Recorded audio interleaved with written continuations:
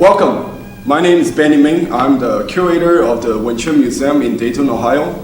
We are here to do the BUG series on the Yip Man system.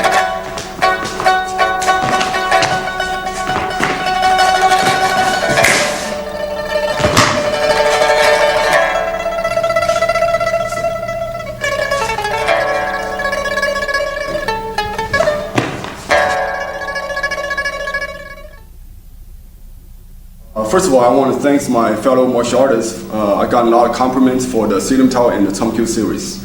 The methods for our BUG series is going to be focused on the common denominator of BUG, in essence, the principles. Because as I have the opportunity to travel to learn and investigate the Yip Man system, there are almost many different interpretations of Yip Man system. Okay, almost every expression is based on the teacher's background, really his character and his experiences. So rather than looking at, well, what are the styles out there, the different interpretation, we're going to focus on the essence, which is the principle of the BUG system. Let's discuss about really what BUG means. In Cantonese, BUG, Bu means to thrust. Ji means finger. So you have what it means, thrusting fingers. But in essence, it means be able to generate the explosive power to the extremity. Could be the fingers, could be the palm, could be the fist, could be the forearm, could be the elbow. Because if you tie back to the beginning of the Wing Chun system, Silim Tao give you the proper body mechanics, proper position, proper structure.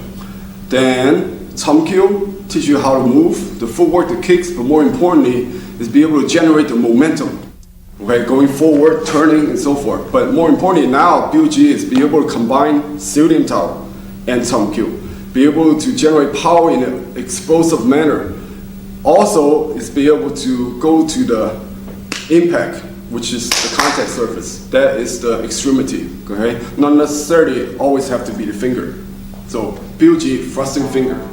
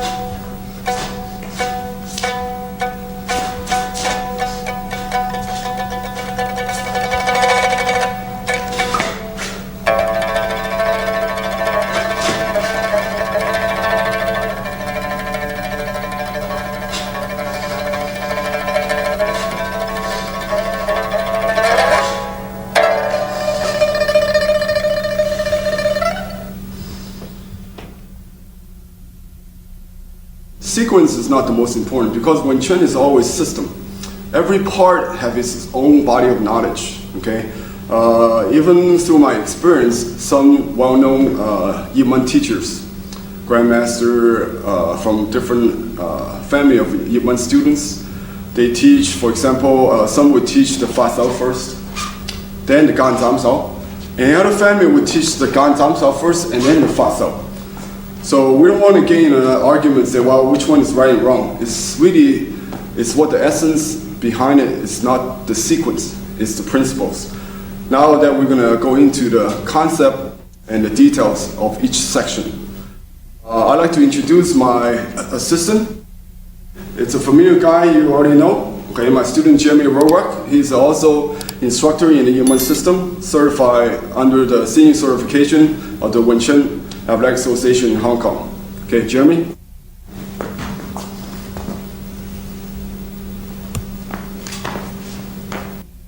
Wing Chun form is like a textbook. It's really the responsibility of the Sifu, the instructor, to unlock that knowledge and pass on to the future generations. So the way we're going to explain the form is, number one, we're going to show you the technique that is new at this level. Number two, we're going to show you the proper position and the structures. And then also explain the attributes, such as the explosive power I mentioned about the build. And last is applications.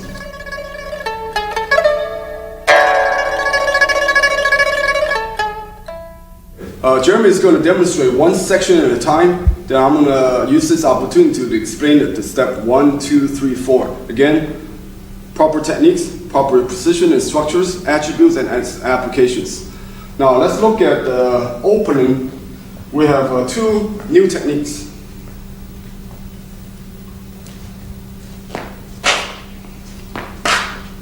Okay. Now, as you see, the opening we call first movement is called Kauma. Can you demonstrate that again?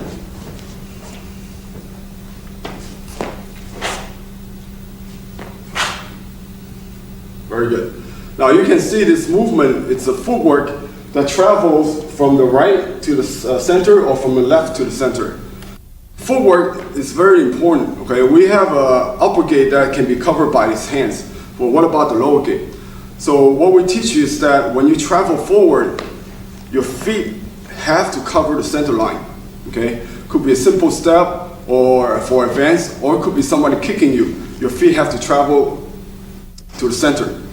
One way to use this, okay, is not only teach you how to step, okay, from here to here, but also allow you to be able to come back to the Yi Kamyo Ma. Remember, Yi Kamyo Ma in Silim Tao is mother of all stances. One more time from the side view.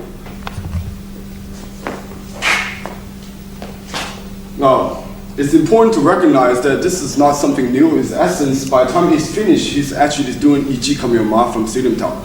Okay, the center of gravity is sink slightly, but the center is maintained.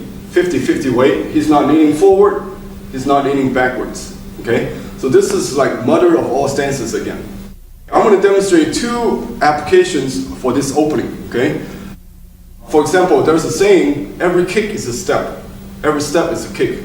For example, if I advance forward and punch Jeremy, okay? You see what happens? Okay, I'm worrying about my upper gate, but my lower gate, the center, totally exposed. So that's why as we step forward, okay,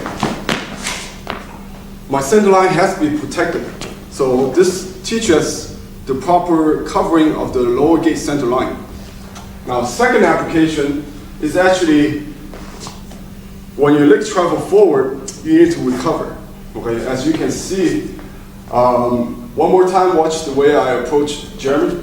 Okay, as I step forward, I always finish with the foundation, which is Yi Kamyo Ma. Okay, if I push my foot right here and stop, now if he's a grappler, he would take my legs right underneath, right there. So this, I would not have a stable balance. It's very narrow. Okay. So the main focus is as you advance forward, you transfer your legs to the center and back out again. Okay? Now, second application is actually on the way back. It is a sweep. For example, if Jeremy comes in, okay, as you can see, Kaoma, it's teach you how to protect the center going forward, as well as sweep on the way back.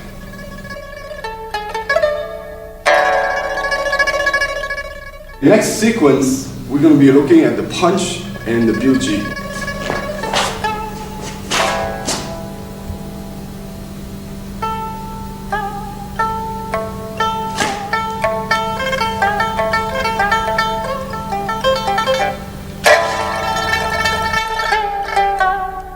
Okay, again, the opening.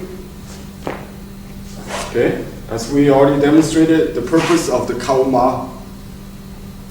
Now this right here, he's using full body, the energy of the thumb kill to throw a vertical punch. right side.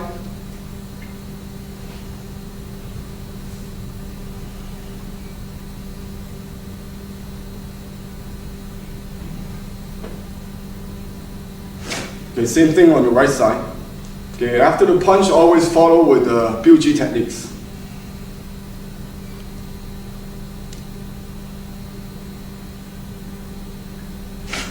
Now, the form contains the Biu-Ji, but actually there's a distinction between what is Biu-Ji and Biu-Sao. For example, Biu-Sao is already introduced.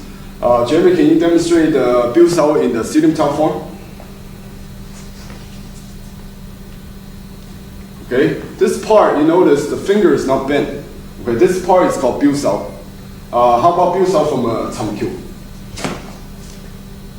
Okay, as you can see, Biu-Sao technique, in essence, focus on the forearm. For example, if Jeremy were to throw a hook punch, this would be the Biu-Sao. Okay?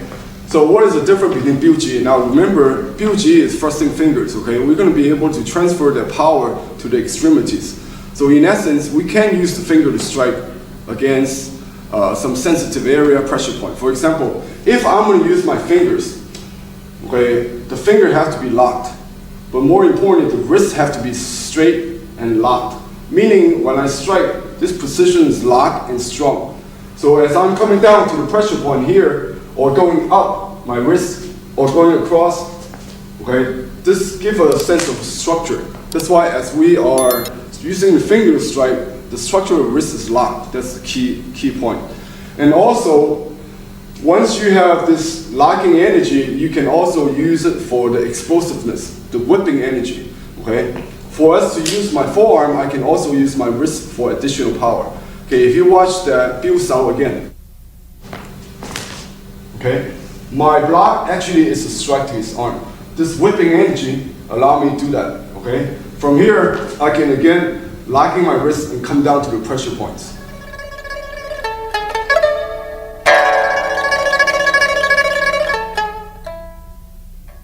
Next sequence, focus on the Wing Chun elbows. Just like Biu-Sao, elbows are actually introduced already in Cham-Kyu form. Jeremy, can you show us where the elbow has been introduced at the Cham-Kyu form?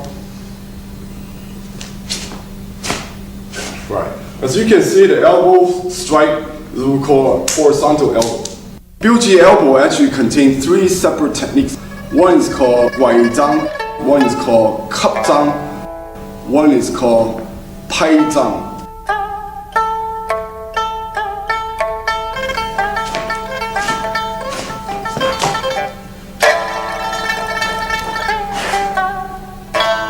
Guai Zhang, Guai means to nail.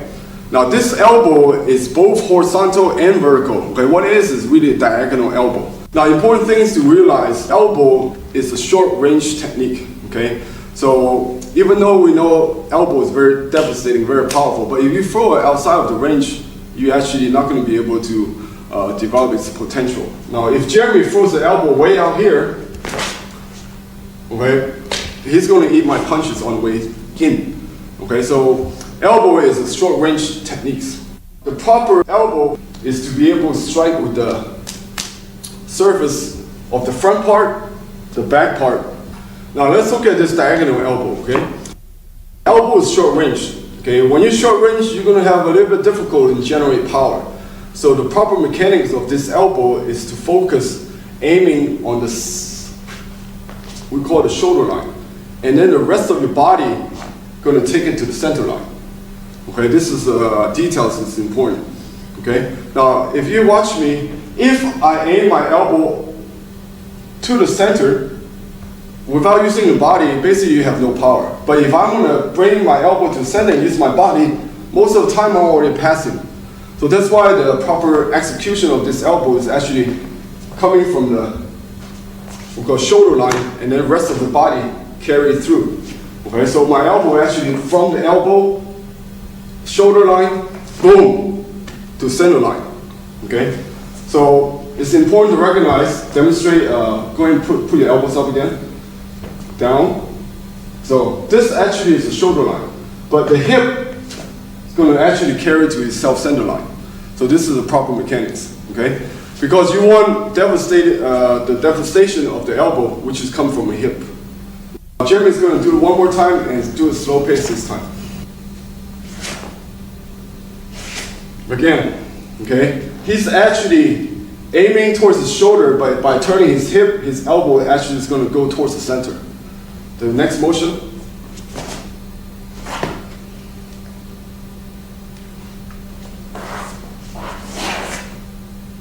Okay, very good. Now this sequence not only introduced the elbow technique, okay, but now we're getting into one major concept that is new in Biuji. It's called Gao Gap Sao.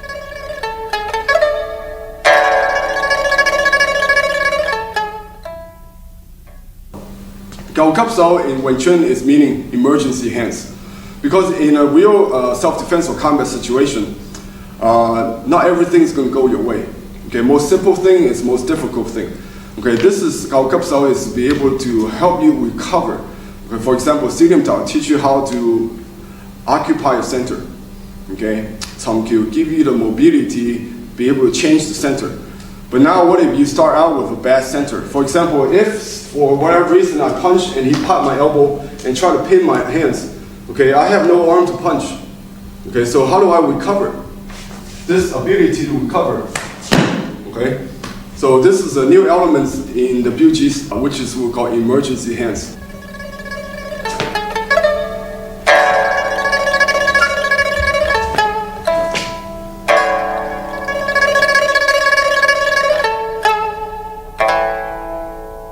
The elbow follow with the hands right underneath and builds out. Again, this is more recovery. Every time my hand's out there, he pop. My hands jam, I recover. Pop. As you can see, this allows me to be able to quickly recover and regain my center. I'm back to the structure I wanted.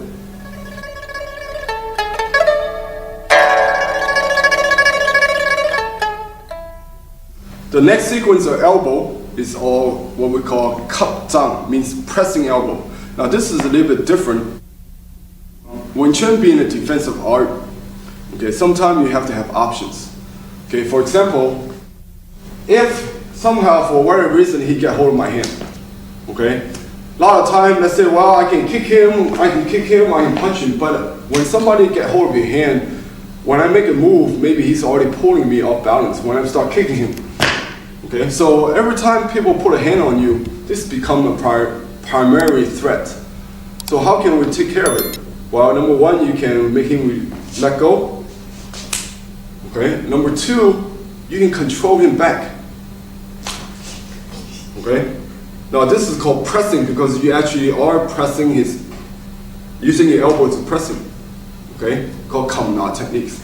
Of course, you can go straight to the elbow strike. So the options is on your side. Okay, so second sequence of elbow is called pressing elbow, and actually it's more of a control technique. Again,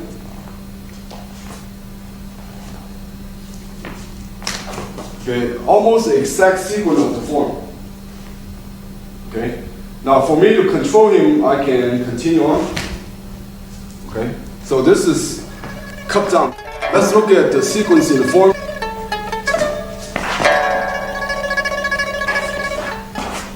A lot of students ask me, how come you do 3 elbows and then now you do a single elbow? Because in essence, it's 2 different elbows. First set is guai zhang, diagonal elbow. So this single elbow is actually pressing cup zhang. Jeremy, would you demonstrate this time? Slow down. As you can see, this elbow is coming straight up and down. It's pressing motion. And same thing, builds out, recovery.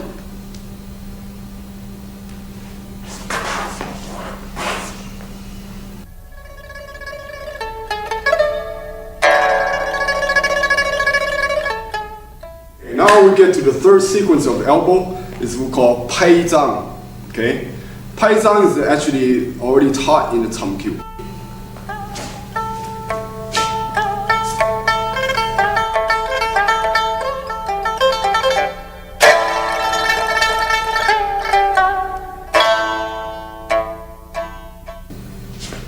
difference here, as you can see, is coming horizontally, where the first one, 拐杖, is diagonal. Second elbow, the pressing elbow, 吸杖, is vertical. Okay, this one is come straight from diagonal. Let's examine one elbow at a time. 拍杖 first. Now, this is exactly what we call arm destruction. Okay, he gave me the arm. Okay, now I can continue on with more elbows. Okay, so elbows, target-wise, the limbs and the head will be one of the primary target. Because why? Sometimes, let's say if I'm really close, where I'm trying to horizontal elbow his chest. What if he's coming in at that point? Basically, he jam my hand. Now, if I elbow his face, when he comes in, it's still going to hurt him. So it's important that we recognize the arm and the head, the face area would be primary target for the elbows. Okay? Now, the horizontal elbow will not always just hit the front, because the rotation here to here, what you see in the Tomkyu, as well in the Biuji, could be from all angles. Could be from a side angle, could be from back angle. Okay? So as you can see, Wing Chun is always based on concept. You don't follow the sequence exactly. Okay? You have the horizontal, you have the diagonal, up. You have also the Changzang from the Tomkyu. Changzang could be straight behind. So that's why Wing Chun elbow is really give you a sense of how to cover yourself in a multi-dimensional angle. Right and left, up and down, diagonal. So all 8 directions. I'd like Jeremy to demonstrate the whole sequence of the elbows.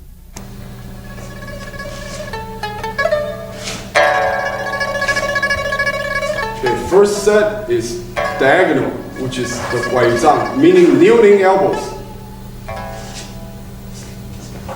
The second sequence is pressing. Okay, it's more of a control technique. The last sequence is horizontal elbow.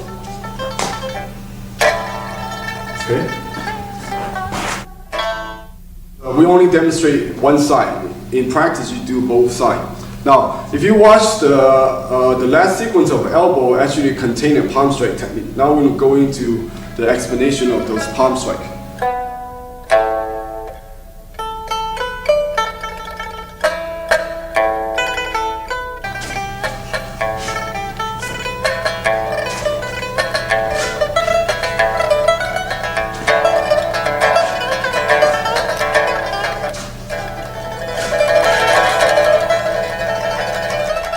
Let's look at this sequence. The Gao Gap Sao principle, again, if he totally took my facing away, I can use Biu Sao, Gao Gap Sao. Now this open up for Lap Sao. So from here, my target could be upper gate, or my target could be his middle gate, okay? So the sequence is there for you to use. The technique is not new because the Lap Sao, the palm strike is already introduced, okay? So the system allows you to be able to understand that ultimately you have to understand that Wing Chun distance is here. Okay, from elbow to palm strike is either on the outer gate or the inner gate. This is important where you simultaneously be able to use it. If he gives you something extended, your elbow's right there. Okay? Your palm strike's right there. So in essence, we never have to overextend ourselves. Okay? Now this sequence concludes the elbow series. A lot of different Wing Chun family, they only practice one elbow, which is diagonal. Now, according to what Grandmaster Yip Jun told me, that in the early days, Grandmaster Yip Mun decided to focus on the, we'll call the 拐杖, the diagonal elbow, because it's more devastating and it's harder to train the body because you have to really whip the hip and come in diagonally. So later on, as he passed on the methods, a lot of students only taught that way. Okay, so actually there are 3 different types of elbow: 拐杖, 吸杖, and 拍杖.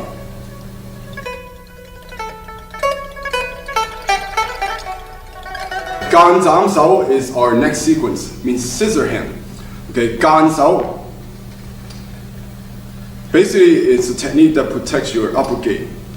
Gan Sao, low. Again, it's a technique that protects your middle gate. Basically, they're the same technique. One is high, one is middle.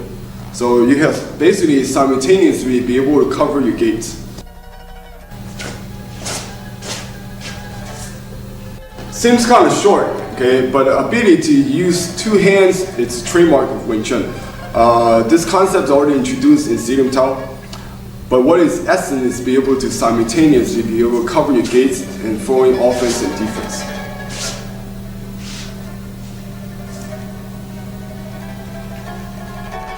Let's say Jamie throw me a punch.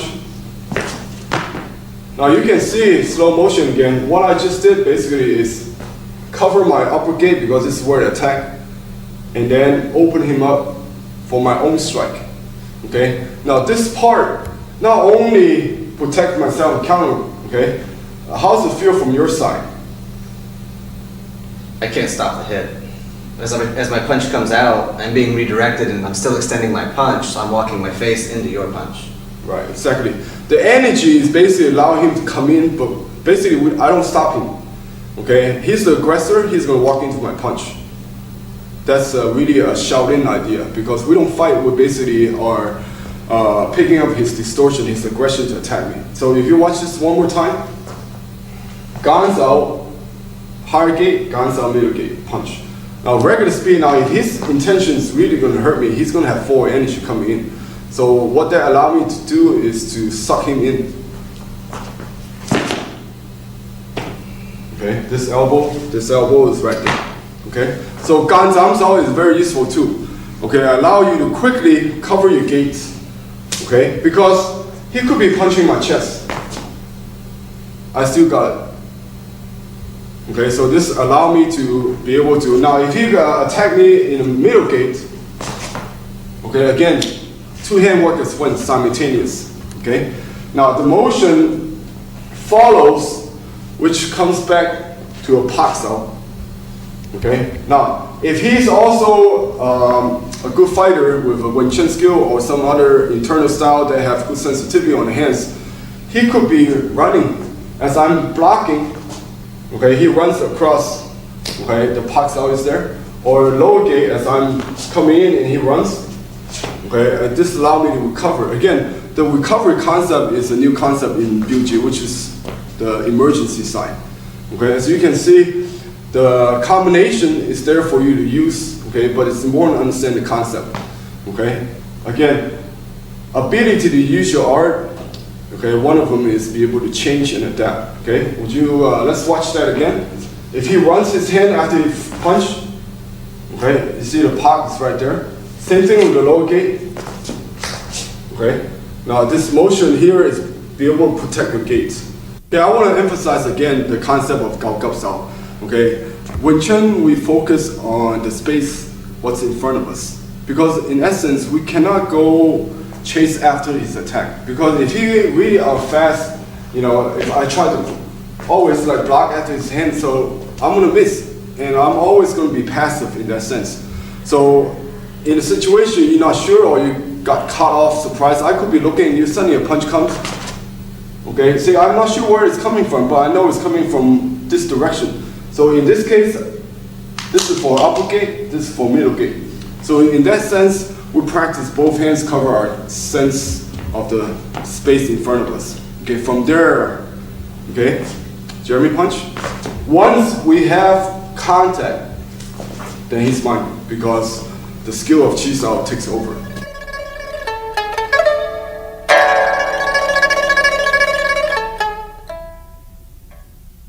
Next sequence is called Man Sao, but sometimes we call it Fa Sao. Okay, why do we call it Man Sao?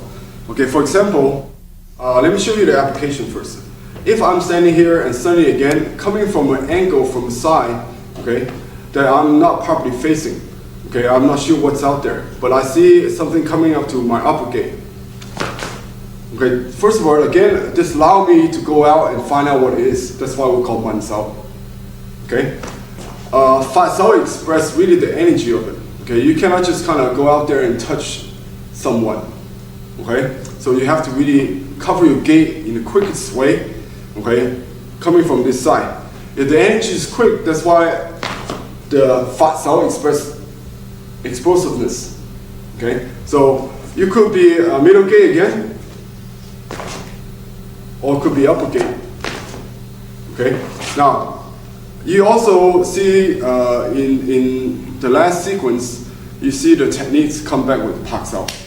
Next sequence, the technique is coming back with the Zang Sao, means to chop. So what is the quickest way you recover the center coming back? Is coming back with the attack. So again, watch this sequence. If he throw me a side attack from my flank, okay, Fat Sao take care of the first attack. What about that hand?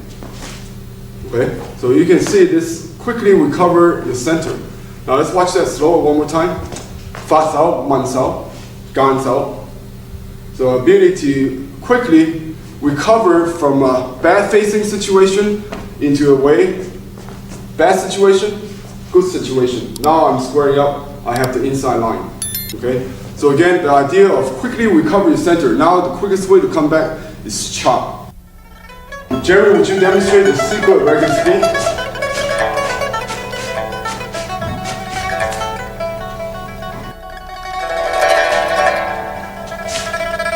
Man Sao or Fat Sao, Gan Sao or Zam Sao.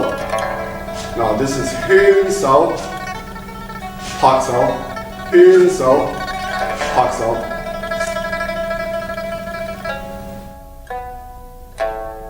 When you are exchanging skill, defending yourself with opponents, his live opponents, he punches, I intercept, then I'm going into my counter attack, he's not going to stay there, boom. Okay, again, how do you adjust the changing situation in real situations? Okay, so we have always kind of have a backup in the sense that we always be able to cover our space. Okay, so as he comes in, if he give me a lot of energy, then this Hyun will take care of his energy. Hyun Sao, it's a very good technique against strong energy coming in. Okay, be able to redirect. Now you can see it's from outside, you can go inside. Okay. Inside, I can go outside. Okay, so Hyun Sao is ability to be able to use inside to outside or outside to inside. Let's look at the recovery concept of Hyun and Pak again. Okay, so as you can see, Pak Sao is there against in case he's already there. Okay, I cannot successfully go outside, then I'm going to be able to recover again. Okay, now again, I'm getting my superior position back.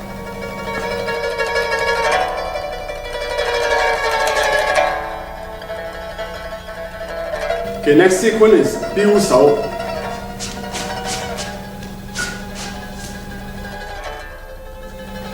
Okay, again, you can see the power source from the body. Okay, the emergency concept because his hands is right underneath his elbow.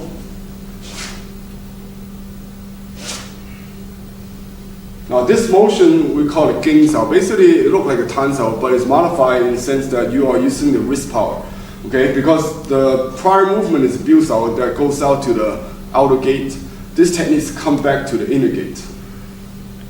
Okay. Now you notice, looks like he's striking off to the side, but in essence, he's recovering his center. Okay, so if he turns his body back, his hand's still on his center. Again, it's recovering your center line. Okay. Do one more time slow, then I'm going to show you the applications. Again, come back with the Man Sao. Okay. Biu Sao is one of the techniques that you utilize right at the beginning of the Wing Chun system. You see it in Sinim Tao, you see it in Tom Kyu. Okay?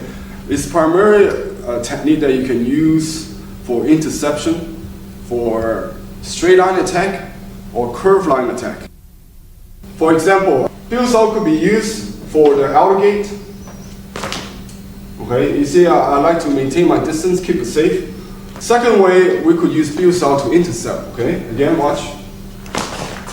Okay, you see what I mean by intercept. He never had a chance to finish his punch. Let's watch again, okay, for direction of the attack. Now, Biu Sao could be used against a straight line attack. Very effective against jab. Now, if he opens up for a curve, that's a mistake that he made, so I'm going to try to take advantage of that. Then I can actually apply the interception. As you can see, because he opened up, okay, this allowed me to go in and cut his technique short, allow me to do Biu Da simultaneously. Let's look at it again, this time from crossing side. Again, he gave me a straight, I intercepted. But suddenly, attack comes from blind side. There's no need for me to do anything because this one already covered the short range attack and basically his whole center is open up. Okay, so you can see the build to Ging Sao. Basically, again, it's a technique that allows you to cover your space in the most efficient way.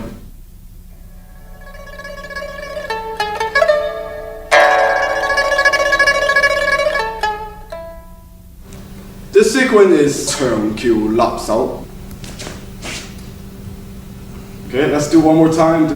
This is what we call long bridge, and he's actually lap. Okay, coming to the side. Now this is also introduced a new technique. Okay, we call Geong Cui. Okay, if you look at my hand, what it looks like is it's kind of look like a ginger. That's what Geong means. It's ginger. Okay, it's actually that we are using the knuckle to strike. So most of the time, this type of special punch is for unique targets. What is Turn Q Lap Sao? Now let's look at its Lap Sao perspective. In the other series, you already understand the lap. Okay, again, lap is not to hold on to it. It's something is very explosive, very quick, allow you to really have an explosive snapping technique. Okay, for example, let's say Jeremy throw me a punch. Okay, this is lap, ability to quickly jerk his head. Okay, now lap does not always limit it to just the hands. Again, let's say if he punched me again. Okay, I could be lapping his head, arm simultaneously. Okay, so the difference between a lap is when I lap is because I have the position to strike him. Okay, he's right there. Okay, now turn Q position, again, it gives you a little bit elements of maintaining safe. How do we cover? Okay, I want to be able to maintain my space as well as be able to control him. Let's say he suddenly throw me a punch. Okay, I want to be able to right away be able to control his arm. Okay, now you watch the form, lap and go to side because you cannot get leverage from here to here. Okay, so you have to be able to again apply the Silim Tao facing. Okay, so I could be using Fa Sao, lap, or I could be using the Piu Sao sequence, lap. Okay, lap again is a control technique. What you do afterwards is either follow with a strike or is again it's a control technique. Now let's say from this sequence, if we look at the technique after the lap, it's what we call Geong Cui. Okay, the motion is important to understand first. It's really what we call elbow up position. Okay, so when we do a straight technique, elbows down. When we do a curved technique, elbows up. So watch one more time. Okay, I quickly lap. Okay, now I can use Geong Cui. Okay, against a sensitive area. Okay. But the motion again, okay, my hands from here to here, I want to be able to use that body energy, okay, as a strike. But it also depends on what is his position.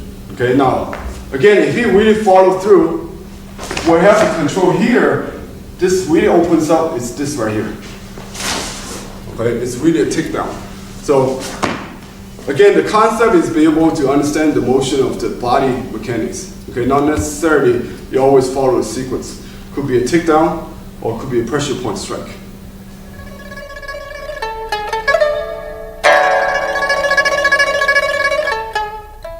Now we are doing the last sequence. Okay, this actually sequence has a unique name. It's called Sam Bai Fat.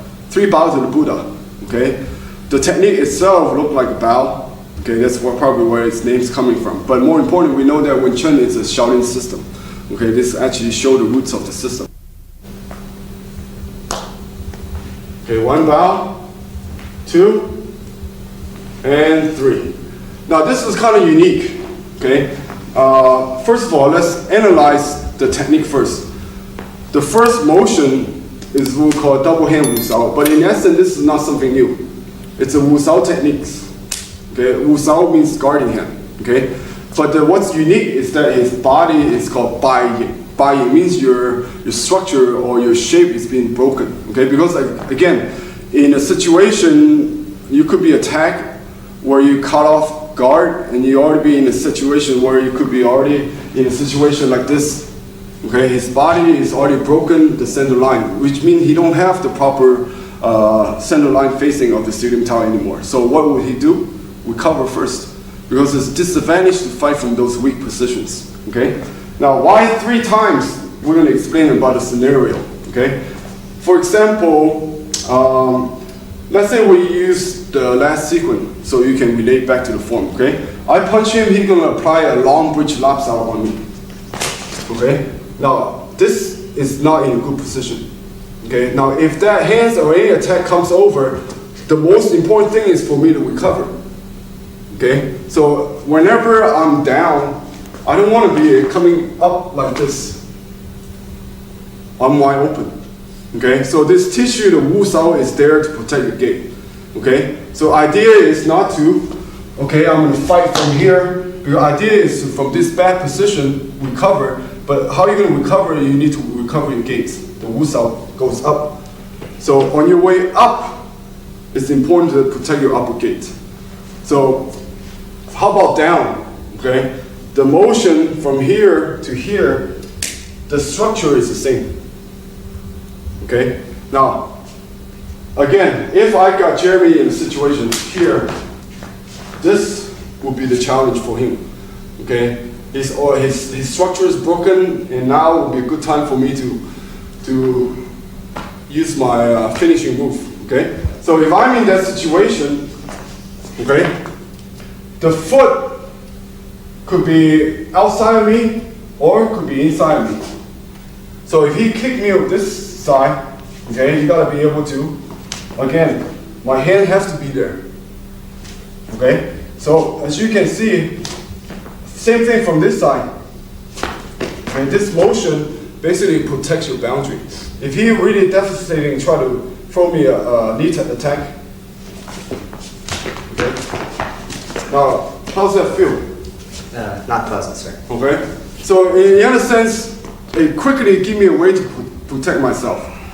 Now that's from inside position. Now whatever reason I'm here, if my hands is on the outside, so I have two hands. Okay, if this foot comes, kicks me, right? This motion here teach you how to protect from if your hands is on the outside. Okay, if my hands here, protection inside. So again, important thing is to recover. Okay, because you're not going to stay down there. If you go from here, I quickly come back up. That was two of the bows, okay? One is protect yourself going up, and then two is protect yourself going down, okay? Now this is the third scenario. What happened is suddenly I've been attacked from the back, okay? So if I want to turn, oh! You see the scenario is that, well, Wing Chun is like you can't fight from a back position, you got to recover. Again, the same motion, okay, will help you to recover in a different scenario, okay? Same thing. You see this motion here. Okay, now I have a chance. If that hand comes, it really hits in a way that is advantage to me. Now I can counterattack. Okay, let's try to show you the third bow from a different angle. Again, suddenly I've been attacked from behind. Okay, for me to recover, number one, I need to again, now I'm already bowing, okay? But again, my hand has to be up there. Now I'm back to my ceiling top, okay? Now I'm back to my ceiling top. Okay, or it could be simply I'm from the side, suddenly I do a build up, this hands comes around. Okay, so now I have a situation again to my advantage. BUG form contain a lot of applications. The focus is not on its, well, here's the sequence, here's how you defend yourself. It's really the concept. So, what is the concept? The central theme in this form is be able to recover yourself when you're in bad situations. Okay, because when my facing is off, when my balance is off, that is not a time to fight.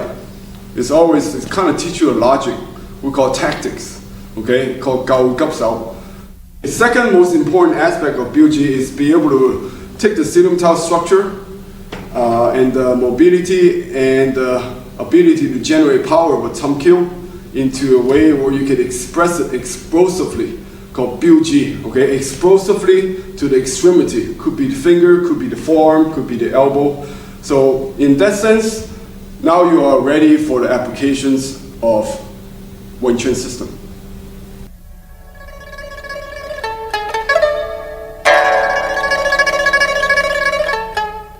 Now, in essence, the Biuji give you some new tools, just like Silim Tao, Tamkyo. Every time we learn through a different level, you learn new tools. Okay, let's review a little bit. Now, first we have the full work. From the beginning, you have your Kao Ma. Throughout the forms, you also have your Hun Ma. Okay, its ability to protect the center as well as a takedown technique. Okay, but more importantly, doesn't matter what position you're in, you should be able to finish in a maximum efficient position, which is again give you the both hands and both feet, the Silim Tao posture again. Also, Biuji introduced the 3 elbows, okay, the diagonal called Guai Zhang, okay, as well as the Pai Zhang, what you see already in the Tamkyo. And more importantly, also the Cut Zhang, okay, 3 different sets of elbows. And also it followed up with the Biu Sao, as well as the Biuji, okay. Again, it focuses on all the extremities. You have the fingers, you have the palm, you have the forearm, you have the elbow, you have the shoulders. Okay, as you can see, Wing Chun is a total self-defense combat system, so it's not limited to any body parts. The key behind each section show us something new, okay, but always it comes back to one of the new concept of Biuji, which is the Gao Gap Sao. Gao Gap Sao is an emergency hand. You know, if my elbow's in a bad position, I can recover. From there, allow me to go right into center line, occupying the center line again. Gan Zam Sao, I'm protecting my upper and middle gate right away, allow me to simultaneous attack right away. Okay. From the side, you have your Man Sao or Fa Sao, and come back to the center. All this is recovering your postures. Okay.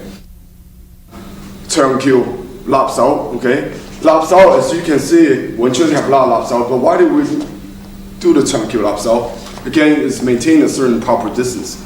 In the next tape, we're going to go into more skill and application. You can see that's very effective against grapplers. Okay. Then, of course, at the end, we have the San Bai Foot. The San Bai Foot is be able to recover your center regardless of what bad position. Okay, you could be pushed over from the front, or somebody could be attacking you when you're bending over, or the kick could be coming underneath you. So be able to recover is more important than being able to fight when you're in a bad situation or bad positions. So again, the summary of Biuji, its name itself expresses thrusting fingers. Again, that's be able to utilize the structure and the momentum you generate from the Tamkyo, be able to express it explosively. In Cantonese, we call that Fa Ging, okay? Mandarin, Fa Jing. So every system has a way of dealing with how do we train the energy. If you see the form in the Biuji system, again, you see everything is very explosive, okay? So as an individual training routine, you could take techniques out and be able to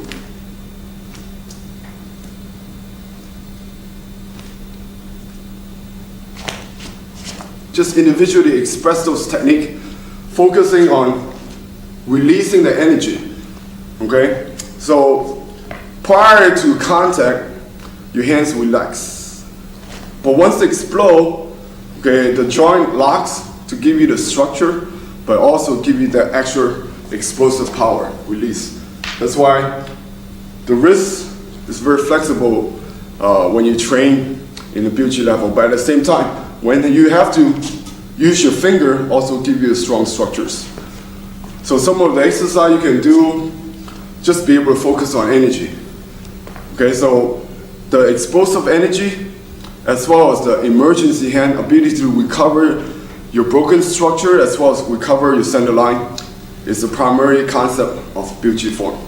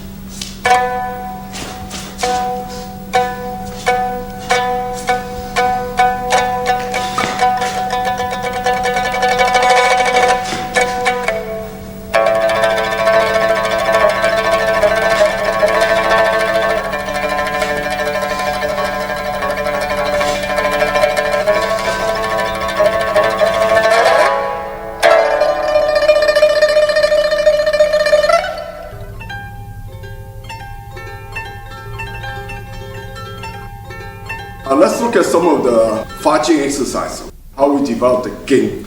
Okay, of course, if you practice the series, the sequence of the form, individually you can break it down. For example, in essence, 3 techniques, but each part you have to have the explosive power. The form, the sequence allow you to practice the Ging, be able to express your power individually. Okay, another example.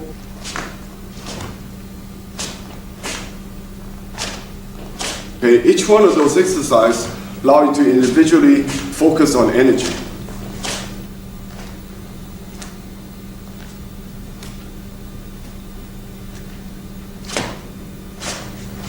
Now keep in mind, I didn't give you a whole bunch of drills in this tape. The key is be able to focus on the understanding of the fundamental, the concept of explosive power, release of energy, and be able to recover your center line. Okay, how you train your form, every school and every individual is different. So good luck, be alive, go with the flow. Welcome to tape 6, which is BUG level part 2. Now this series here is going to focus more on skill developments and actual application training.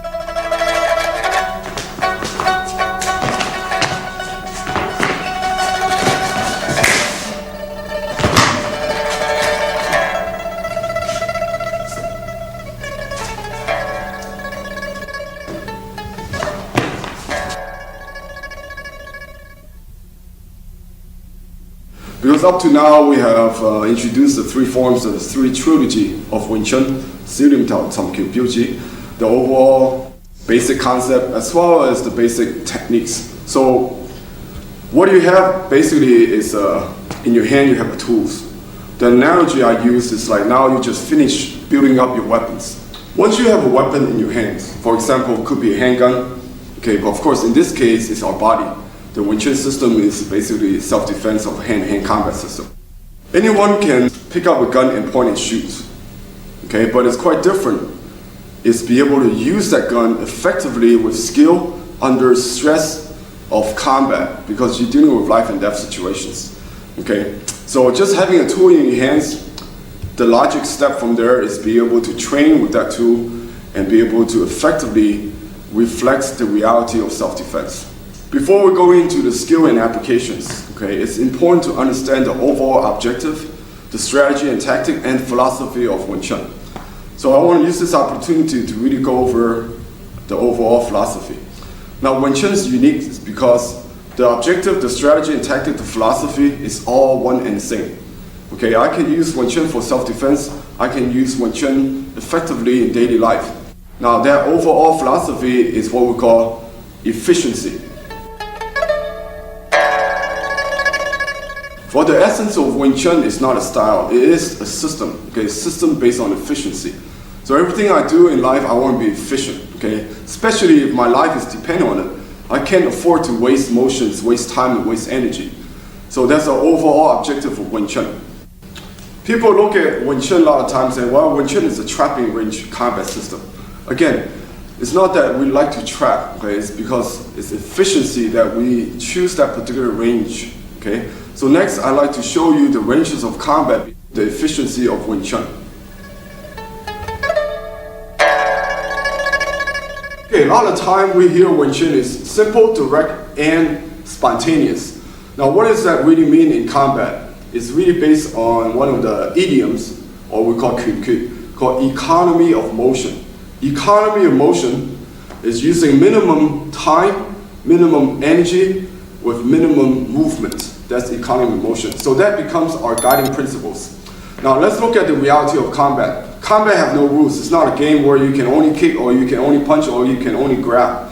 So combat could happen in any ranges. But because of efficiency, let's analyze the long-range combat.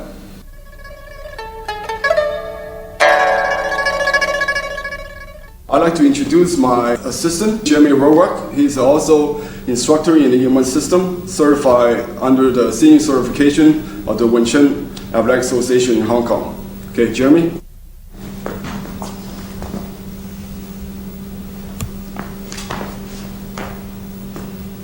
Now, what is long-range combat? Okay, just basically I want to give you a context, okay? To us, long-range combat, where you actually are in threat because one of the tools could be already in range. Okay, in this stance, we both in a what we call fighting stance in a typical way. Okay, my front hand's too far, my front foot is too far. But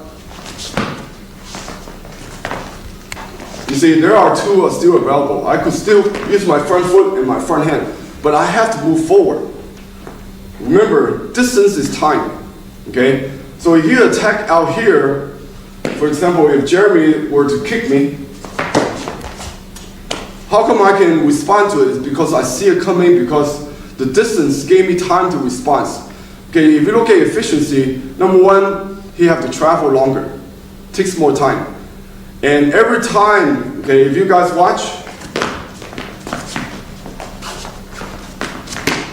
now let's say I'm 30 years older, or I'm out of shape, or he's just a natural athlete, big and strong. Those techniques gonna have a problem for me, because he's faster and stronger. So I have to be more efficient, okay? Using those big muscle groups are great for fitness, okay? It's good gross motor skill and give you the foundation. But when real situation, when your life is depend on it, you have to be efficient. Because once your energy is out, you got no more ammos. Now here are some examples, okay? Let's say I'm maintaining my Silim Tao identity, which is basically being symmetrical. That's very natural for human. We're symmetrical right and left. Being natural is being simple, okay? Now let's say I'm dealing with long-range fighters. So I have no problem intercepting that because he have to travel in, which give me a lot of time. Again, okay? Looks like I'm just standing there waiting, but that's, in essence, that's what I'm doing. Because it takes time for him to come on in.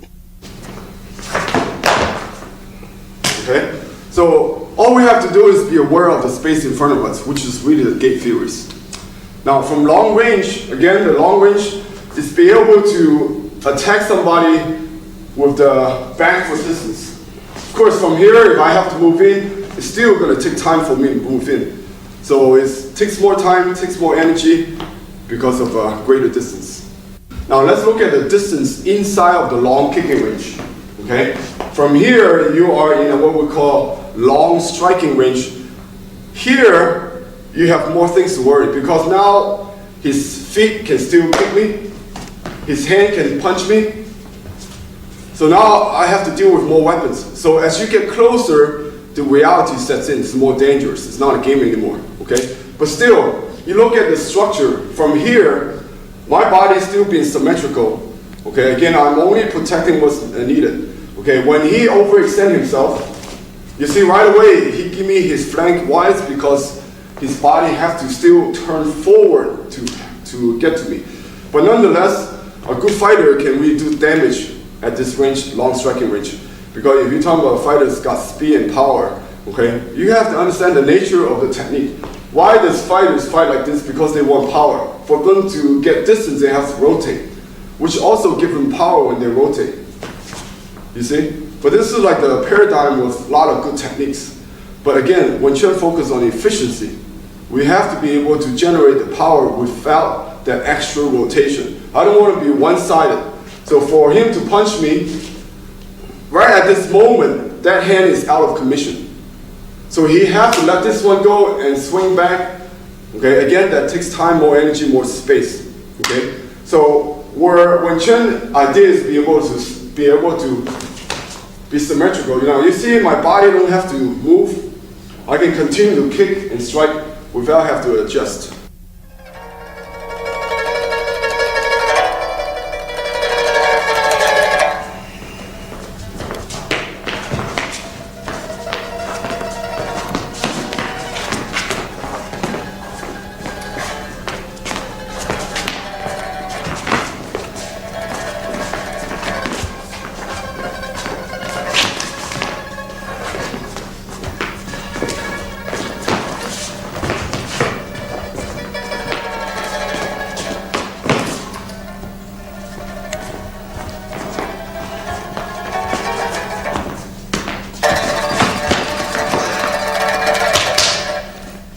Most of the time, when you're dealing with long range, you only have primarily strikes and kicks. Okay. Now let's look at the tools is available at what we call the trapping range.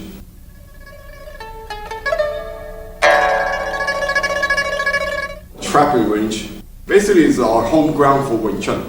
Again, that is our home is not because of our style, it's because of efficiency. Okay, let's look at the perspective of reality. Okay, what kind of tools are available at that particular range? It's more than just kicks and strikes. Now, for example, let's say a continue, he comes in with a jab. Okay, now you look at this distance here. Both my hands, both my feet is available against half of his body.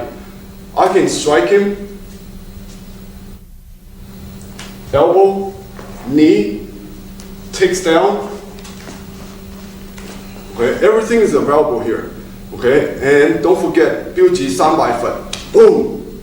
Okay, so as you can see, in a real fighting situation, this is where reality sets in.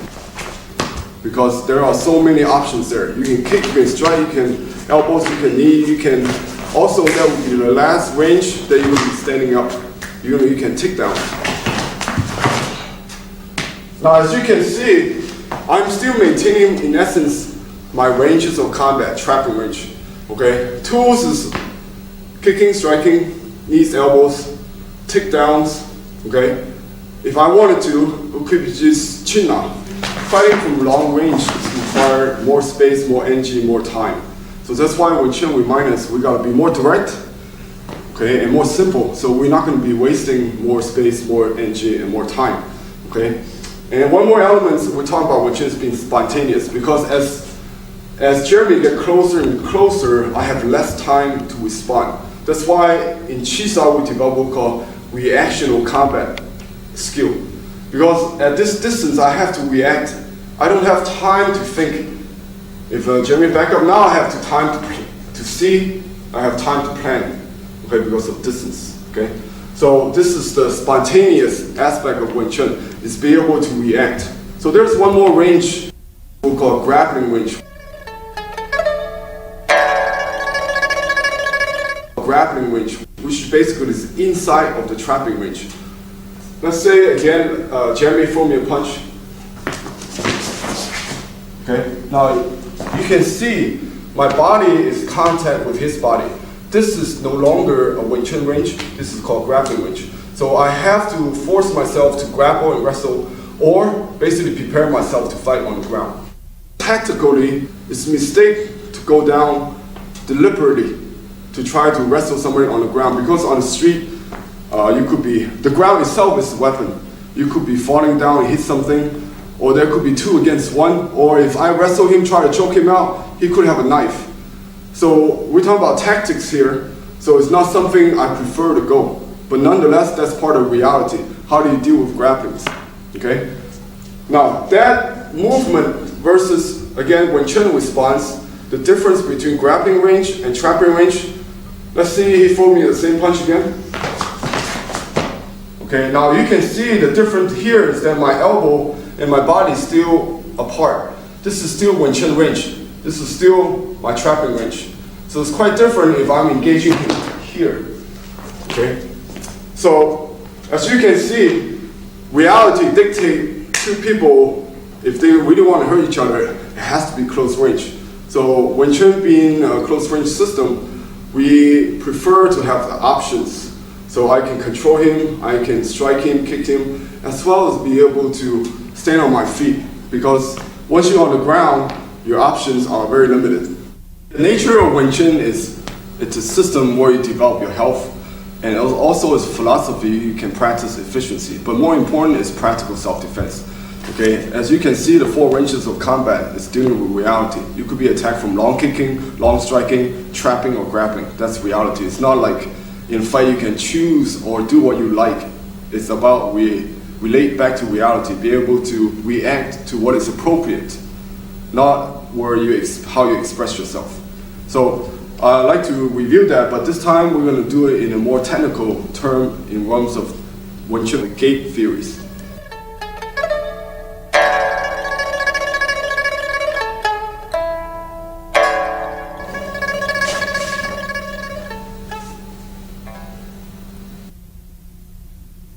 again, in tape number 1, we have covered the theories, the gates. Okay, basically you have the center line, divide the body into upper area, the middle area, and the low areas. Okay, opening that form again, please. So the upper area, the lower gate, and the middle gate. Okay, so as long as you're human, you have 6 gates if you are facing the target directly. So this is what we call the 6-gate theories. Now, in Silam Tao, we primarily focus on 4-gate. Why? Because the lower leg is not moving. So you got your upper right, upper left, middle right, middle left. Okay, so this is in terms of gates. Now, why do we maintain this identity for Wing Chun? Again, it's due to its efficiency. Okay, at this pattern for human structure, you can use both hands and both feet simultaneously. Okay, let's look at some cue. Okay, stop please. If you look at, now Jeremy has slightly turned, but in essence, his 6th gate is still in front of him. Okay, 2 right, 2 middle, and 2 low. Now, once he started moving, this is what we call total 6-gate theories, because the footwork, the body, and the hands maintaining certain consistency of 6 gates. If you compare the 6th gate versus, let's say, a long-range fighters, if I'm going to fight long-range, I cannot be like this, because none of my tools go far enough. So that's why we have to look at it from body mechanic point of view. Okay, it's not, again, we don't look at these styles. Okay, Wing Chun's been efficiency. For us, we play the same game over and over again. It's just be able to handle the 6th gate in front of us, regardless if he's coming with a kick. Okay, I still are protecting my middle gate or my high gate. If he comes in with a hands, I'm still protecting my gates. So for us, if he's a striker or grappler or kicker, we play the same game. Be able to utilize those 6 gates. Okay. Now the way we look at them is, okay, suddenly he give me this posture. I look at him as 3 gates, because there's only one side is actually in front of him. Okay. So this presents me at a disadvantage if I maintain this distance. But anyway, if he's going to really hurt me, he basically going to have to come in. In reality, the situation, again, if you look at the gate theory, if he suddenly decides to come in, suddenly I have a 6-gate faces 3-gate posture. He only have right, high, middle, and low. So his left side is useless. Of course, he can use it, but he have to make that extra motion. Let's say he have to come around. So as you can see, once we come into what we call trapping range, my 6th gate has more advantage than his 3 gates. Facing is part of the gate theories. Okay, how I face it is very important. Now, if suddenly I'm dealing with another fighter, okay, let's say he is a grappler. Now, as you can see, just by lowering his posture, he's already given me his intention. Okay, his intention is to be able to challenge me as a grappler. Okay, but you look at it now, how many gates does Jeremy have? The top 2 gates missing. So he only have the gate here and the gate here. So right away it triggers, okay, my high gate is not really in threat, because can you kick me from here? Impossible. Can you strike me upstairs? Okay, well, he have to come back up. So it's all action motion. So right away, based on the human structure of gate theory, I can analyze what's his intention. Just like if he give me a 3-gate posture, I know his intention is to give me that distance. It's to long-range fight. Okay, or if he suddenly lower his center of gravity, his intention is to challenge me, to grapple me, or to tackle me. Okay, so in this case, there is dangers I'm aware of. In this case, the real danger is where he challenged me coming in. Okay, but the other parts of his body also show his weakness, because at this moment he cannot kick me. He can only come forward. Okay, how do we know which technique to use? Okay, now in case of a 4-gate challenge against a grappler, right? They're really attacking my center being the center of gravity. Okay, imagine he suddenly charged in, and I'm still squared up to my 6th gate where my center of gravity is still high, and he jammed my elbow. Now this, he has advantage now. Next moment, I'm going to go down on the ground. Okay, so I have 2 choices. I have to either wrestle, okay? Or sometimes you say, well, I'm gonna go ahead and kick him, or I'm gonna go ahead and elbow him. As you can see, it's an illusion, because when people are challenging your balance, you have to recover that, okay? I will not kick or strike until he's being redirected, where my balance is still maintained. Okay, watch this scenario again. Now, if you look at this scenario from before, my 6th gate is still here, but his force is being redirected. Okay, he no longer challenged my center line, so this is really the time where you can strike. Okay, so as you can see, the gate theory helps us to analyze body language, because for us, I don't look at what style is in front of me. As a human, he can only kick me, strike me, or grab me. Okay, so based on his body language, okay, with the gate, I can see what his intention, and then they give me the proper response. Okay, there are certain logics. Okay, we want both hands and both feet be able to have more efficiency. So that's why if he's giving me a 3 gates, I always want to take that 3 gate, but myself maintaining the 6 gate. Again, watch the scenario again. Again, 6 gates. Okay, you have all type of options. Against grappling, okay, I might have to readjust to allow my center of gravity lower, but nonetheless, my option is still here. Okay, I can still use my feet and my hands, 6 gate versus the 4 gate, of course. Okay, right now, we call this 2 gate postures. Okay, in a sense, I didn't do this. Now, if there's a buddy come around, my head's going to be smashed by his kick. So this is tactically incorrect for street fighting. I can achieve the same result. So generally speaking, when we say facing, really we are talking about gates. Be able to be efficient, we have to be able to have a certain advantage in terms of facing. For example, 6 gate versus 3 gate, definitely I have an advantage. Okay? Or let's say from previously, when he don't have a center line where I have a center line, okay, I definitely have an advantage. Okay, so those two are interrelated, because if you don't have center, you're bending over or you're shifting your weight. Okay, in essence, at that moment, you've broken your 6 gate theories. Okay, as you can see, Jeremy fall down on the ground. At that moment, he's in 2 gates where I'm still maintaining 4 gates.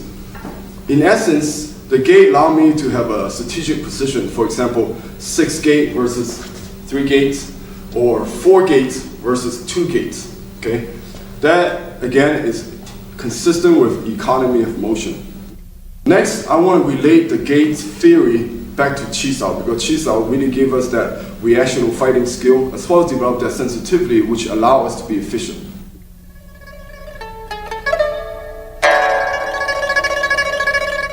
In actuality, I don't want 6 gate versus 6 gate, okay, because it doesn't give me any advantage.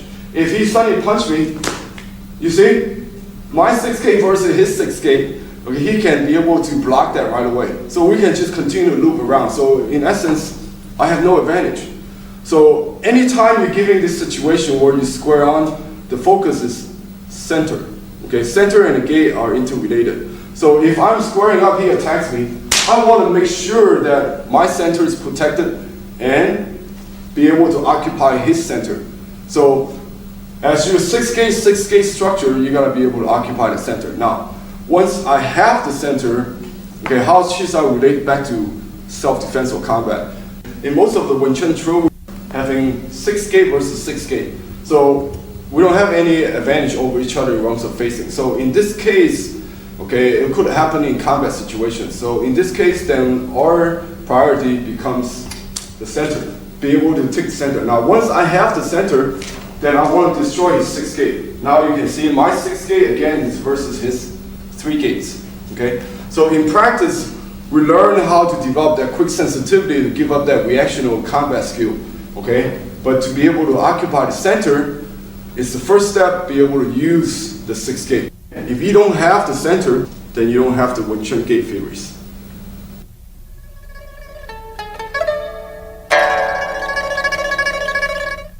Okay, 6-gate versus 3-gate fighter. Okay, now the situation is he's far away from me, but he closed the gap. Okay, so what I'm doing is still top. I'm occupying my center, 2-hand work as one. I'm maintaining my 6-gate, which I have advantage. Now if he continue to challenge me in fight, okay, you see my inside lines is there. Or I could be moving out and continue to using the footwork of Tankyo and be able to just finish the fight from here. Okay? Or in a scenario, again, from here, or in a scenario, somehow he ducked as I punch, and then now I'm in a scenario where I don't have the Wing Chun posture. So no 6 gates, I'm in a bad position. This is the third form of Wing Chun. Okay, now I want to go into the Biuji level of Chi Sao. From the past, okay, as you can see, those are single-handed strikes. I have already covered those in previous videotapes. The focus here on Biuji Chi Sao is be able to use 2 hands simultaneously. So we call it this 2-handed strikes. Okay. Now, if you look at the past, as I'm striking him, let's say he gave me the reason his elbow is open. Now I have a line to strike him, but I must maintain control of this hand. So in essence, this hand is supporting my striking hand. For example, let's look at 2 hands. Now suddenly, if Jeremy starts to rush in, okay. Now you look at this situation. I have redirected his energy. Now both lines are open. I can strike him here, or I can strike him here, or I can simultaneously use both hands. So 2 hands give you the option to be able to control both hands at the same time.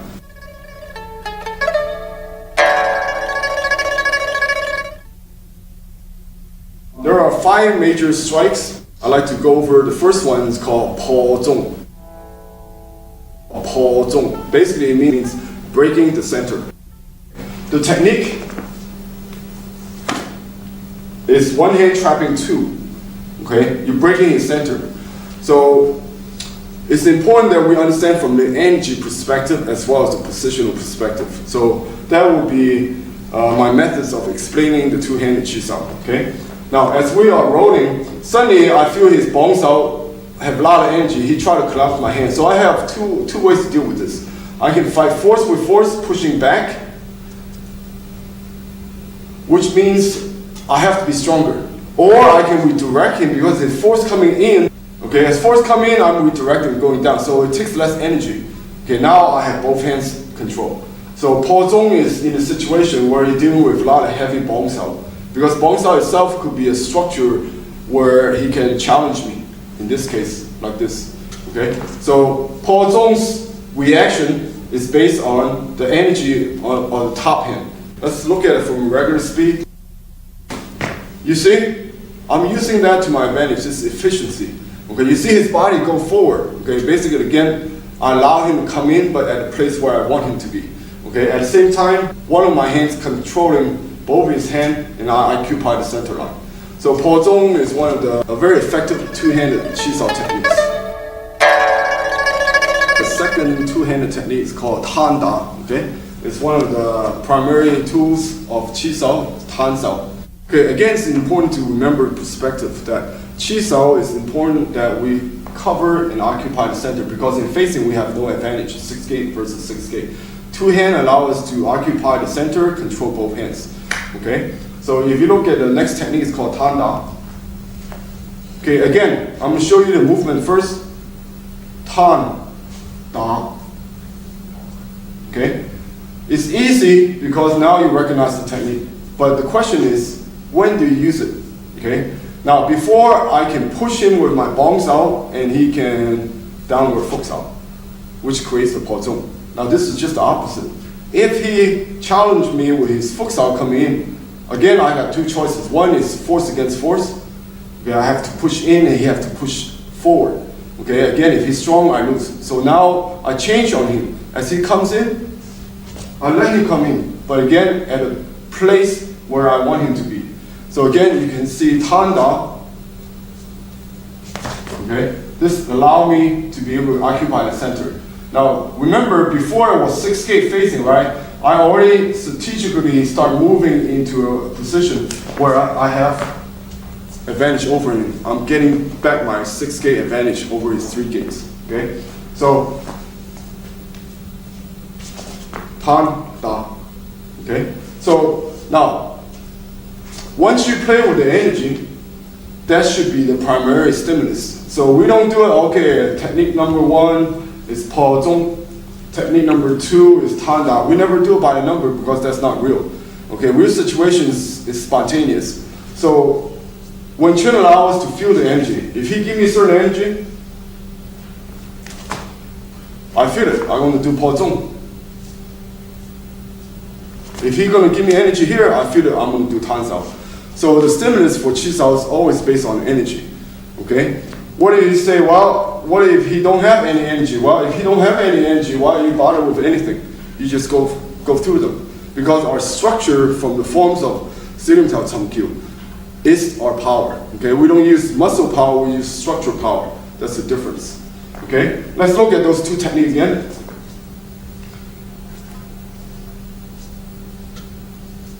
Let's say Jeremy suddenly give me a rush of energy.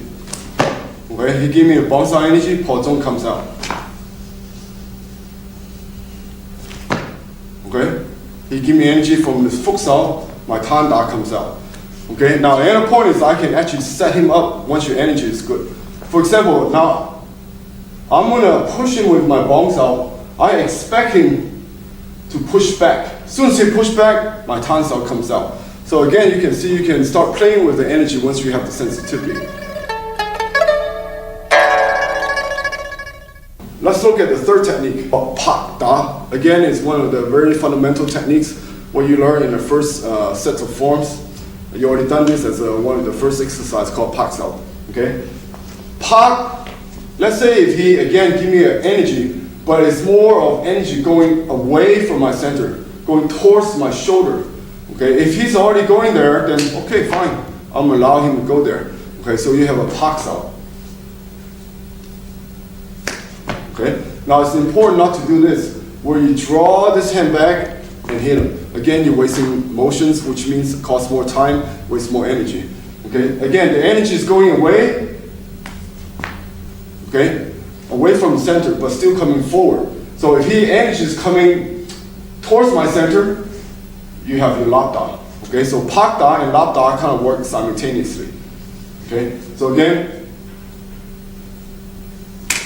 now this is called two hand work as one. I'm using momentum from him. Okay, again, you can see when Chen Qi Sao is about be able to develop the sensitivity and economy of energy. I'm always make him do all the work. Let's look at the Pak Da from the other side. Okay. Again, I'm using minimum energy, but I'm getting the greatest results. Okay, he give me the energy away from my center, I'm gonna let him go. Now, what technique you follow, it doesn't really matter. Okay, as long as you maintain your center, your hands gonna be spontaneous because you really don't know what's next. Okay, this is the liveliness of fighting. Okay, you can't plan 1, 2, 3. So let's look at those three techniques. 火中 Pak Da. As you can see, simultaneously, two hands occupy space. The fourth technique we look at, lap da. When energy is going towards your center, again, we don't fight it. We go let him go. This time, we parry him. Now, before the energy on my center, now the energy is going towards my shoulder line, which is where I want. Then this lap sao comes out. Okay, as you can see, if energy comes towards my center, I redirect slightly, then I have a lap sao, lap da already. Okay, so lap sao could be reactive in that sense, or you can set him up. See, I cross his hand. Which allow me to lap da, trapping him. Okay, so lap da is very powerful because, like I say, allow you to right away be able to take his 6K apart. Okay, let's look at it. If energy coming straight, we direct, lap da going to the outside. If energy going towards my shoulder, tan or pat going to the inside. Okay, so Wei Chen is, again, be able to use the center line as a reference. Okay, because when you Qi Sao, if you don't have a center, You could be just thinking about, well, I want to hit him first. You see what happened? I got hit first. Okay, so again, it's not doing what you like. It's doing what's appropriate to what? The energy. If my foot sao is good position and his bong sao collapse, that also allow me to do po zong. Okay, it's not like I always have to be passive. If the position collapse, my hand's there already. Same thing, if I turn and his elbow's out, then why should I wait for him? I'm already there. Okay? So position is structure. Structure is based on if your hands occupy the center or not. Okay? So we have po zong, tan da, pak da, lap da. Okay, now there are many variations in drills you can go. You can take tools out of each form and be able to work it. But primarily, the focus here is be able to understand that Chi Sao main drill is where you develop consistency, where your hand is used the center line as a reference, number one. Number two is be able to use his energy. Because later, previously, I talked about economy of motion. Now, Chi Sao allowed us to practice economy of motion plus economy of energy. Okay, so I'm just playing with him based on the energy field.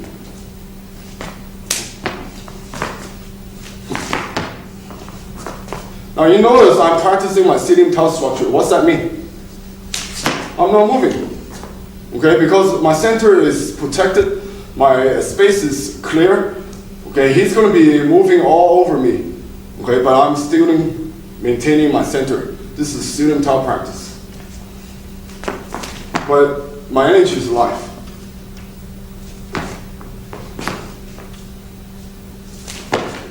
Okay? What if I say, well, I like to move and follow up now. But once you start moving, again, you're putting that center along with the gate theories. You see? Before I stay square to him, now I have 6 gate versus 3 gates. Okay? So it's consistency. How we apply the system is how we train. Okay, now you have seen po zong, tan da, pak da, and lap da. Okay? I want to really explain why do I pick those 4 techniques. Because right now it's really, in a real situation, you don't have set patterns. So we must train in a way that we don't set ourselves in a given patterns. Okay? So what we are really learning here is be able to handle any energy that comes directly at me. Okay, in this case, it's po zong. Okay, so if it's not coming towards my center, that means it's going away from me. So anytime he has energy, goes out. In this case, it's lap da. If you go outside, in this case, tan da. Okay, so as you can see, what I'm training you is be able to recognize how do you play and deal with energy. Either come directly at you, or going out to the side. When we do Chi Sao, most of the threat is directly in front of me, or he's going to attack me from the side. So as you can see, my line's been open coming from the inside. Or he could be outflanking me. Okay? Because nobody's going to attack you high. You know, it's not like something like this going to happen because your hand's right there. Or same thing, suddenly he's going to attack me low. Okay? So you're going to be able to go into your gate theories right away. If he don't have the hands, I don't need to chase after his hands. I go straight to the center. Okay? Because when Chen, we have a lot of tools we learn from the forms. For example, I show you different variations. Let's say lap. Okay? But if you can see that slow again, what it's really a biu sao and chin sao from the biu ji form. Or I could be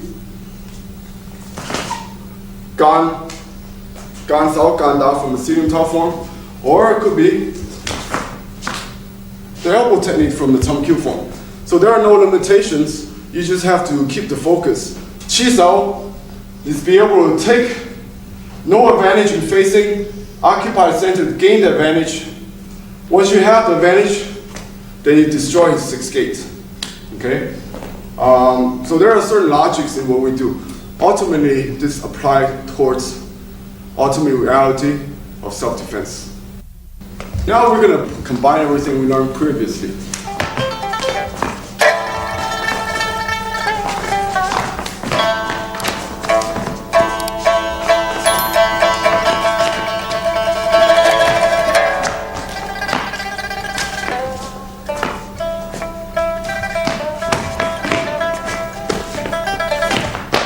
Okay, as you can see, if we were going to train our technique, okay, anything goes.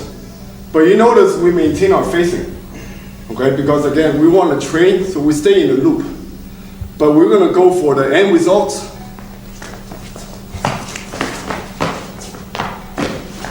We can't do Chi-Sao from there anymore.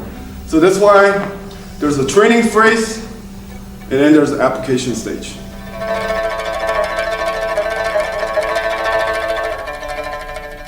For example, for my two hands to work, I have to really have the foundation looks out. Because if I don't have looks out, I don't know where the energy is, I don't have a proper structure on the hands. Okay? So sometimes if his energy good, his position good, I might not have two lines, but I might have just a single line. Okay? So you see everything is interrelated. There's this in the sense of being complete. Okay? Of course, the horse plays a major role. Okay, because my strike have to come from the body. So as I'm stepping, or as he's coming in, I'm going to be able to use my footwork to angle as well as going forward. Okay, so everything from the past also apply here. Okay, what we have done so far is be able to understand how Wing Chun fit in the realms of reality combat, from the ranges of combat. Okay, when I'm strong and young and fast and big, it's good that I have long range tools. But one day we have to be more efficient. That's why trapping range is efficiency of hand-to-hand combat.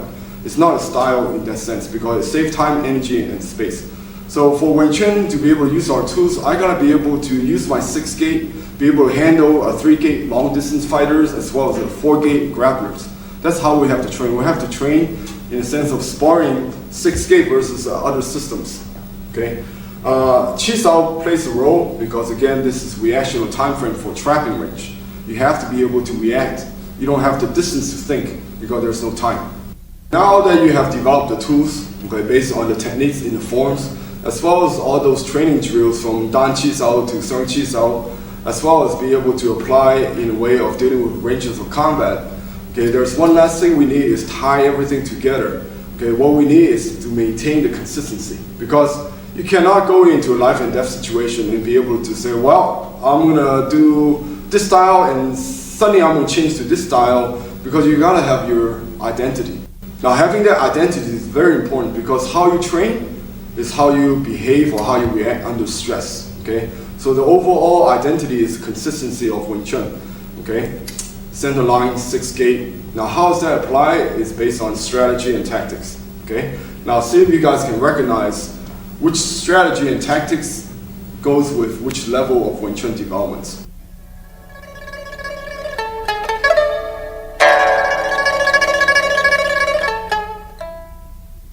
Beginning, I have Zhong Xin Dou Ying. I'm facing him, occupying my center to have a proper 6-gate.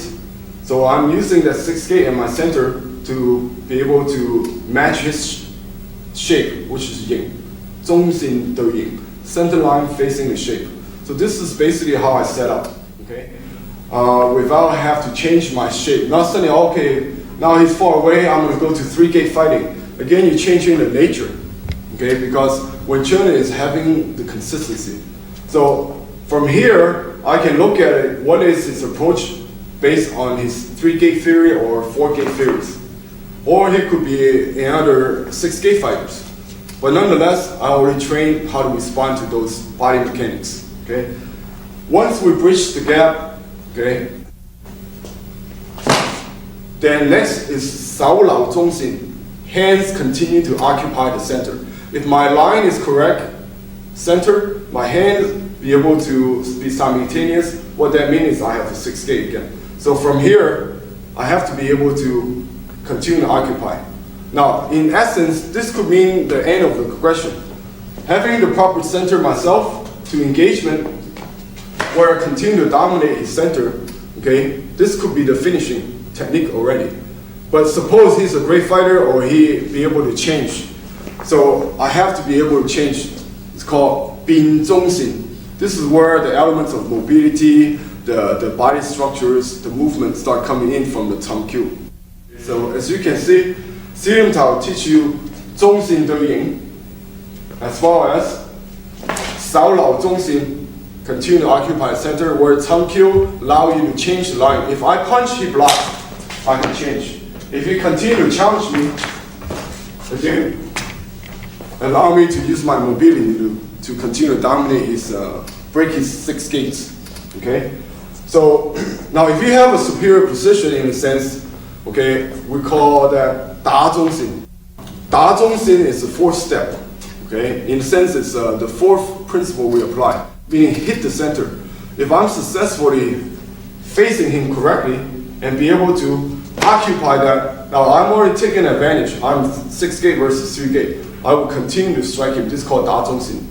This is called continue to taking his structure away. From here, I could be talking to you and suddenly I'm being attacked. So in essence, if I strike him at this moment, I'm striking from the same advantage, 3 gate versus 3 gate. Well, I could be kicking him, but in essence, I don't have any Wing Chun theory right at the moment.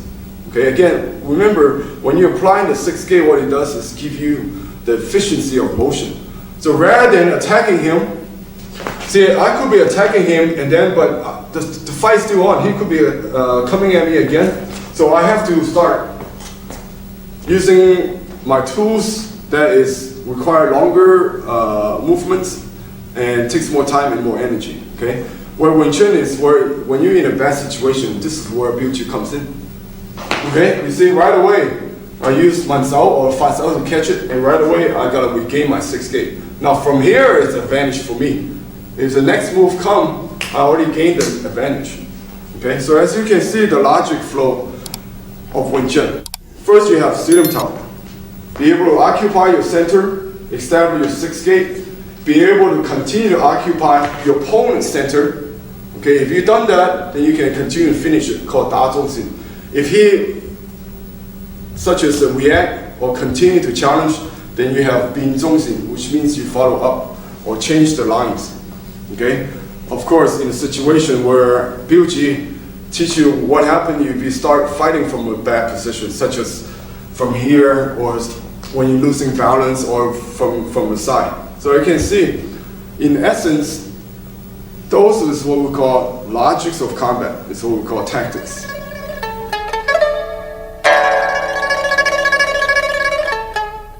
Fighting is very chaotic. Okay, you have to remember, if you're going to fight, you have to make contact. If you make contact, most likely you're going to get hit. If you get hit, you're going to get hurt. So that's why, from self-defense perspective, Wing Chun is a system where we really try to maintain our peace by maintaining our space. That's why it's only when our space has been invaded, then we respond to it. That's why we don't go out of the way to attack people. But nonetheless, it's very effective. Okay, if they come into our space, we're totally ready for it. Okay, but sometimes, like I said, you're not going to be able to face your opponents face to face to be in an optimal facing position. Okay, you could be attacked, like I say, from the side, or let's say from a grab, right? Okay, I gotta be quickly be able to recover that. Okay, such as the long bridge lap sao of the Biu Ji. Okay, again, Biu Ji gave us the last tactics just in case you're in a bad situation. We call it gao wu gap sao.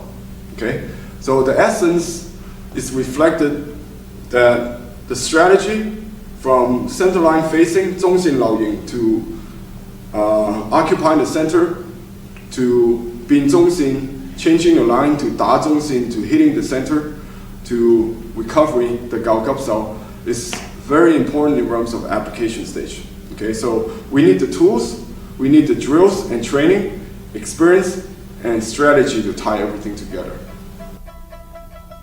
The essence of Wing Chun, a lot of people say, well, it has to be direct, simple, and spontaneous. Okay, in order to do that, you must not waste time, waste energy, and waste motions. And that is the guiding principle of economy of motion. So in essence, economy of motion is efficiency. So again, I want to re-emphasize that Wing Chun is not a style where we do trapping. Okay, it is because of efficiency where we fight in a 6 gate posture, because their reality is that we can use all the options from takedown to hitting to striking to trapping. 6 gate in essence is how humans fight hand in hand in the most efficient way. We have covered a lot of details and foundation skill as well as a guiding principle from previous tape. So this is already tape number 6. Hopefully that you start to see really a little bit more complete picture of Wing Chun system from its techniques perspective, from its trainings perspective, as well as the applications. Last, I want to again thank my assistant, Jeremy Rourke. We had a lot of fun together doing this Wing Chun series of the Yip Man system, Biu Ji.